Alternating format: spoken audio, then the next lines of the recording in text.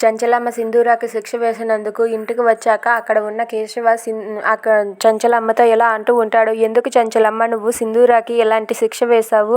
ఇలాంటి శిక్ష వేసినందుకు నాకు చాలా బాధగా ఉంది. అయినా నువ్వు కోడలని కూడా ఆలోచించలేదా? అలాంటి శిక్ష నీ చేతులతో నువ్వే వేశావు, దానికి ఇంకా బాధపడుతున్నాను నేను అని చెప్పి అంటాడు. అది వినగానే అక్కడ ఉన్న చంచలమ్మ అయితే ఒక్కసారిగా షాక్ అయిపోతుంది. అసలు సింధూర చేసింది తప్పు కాదని మీరు అనుకుంటున్నారా? అలా అనుకున్నప్పుడు ఆ రచ్చబండ దగ్గర మీ వర్ణనలు మీరు చెప్పలేకపోయారా? ఆ అమ్మాయి ఏ తప్పు చేసిందని మీరు అనలేకపోయారా అని చెప్పి అంటూ ఉంటుంది. అది వినగానే అక్కడ ఉన్న కేశవ అయితే ఏం చేసిందో, ఎలాంటి తప్పు చేసిందో మన ఇద్దరం కలిసే కదా చూసాము. అలాంటప్పుడు ఇంకా నువ్వు తను తప్పు చేసిందని ఎలా అనుకుంటున్నావు చంచలమ్మ? తను నీ ప్రాణాలు కాపాడాలని అనుకుంది అంతే కదా అని చెప్పి అంటూ ఉంటాడు. అది వినగానే అక్కడ ఉన్న చంచలమ్మ అయితే మీరు ఏం మాట్లాడుతున్నారు?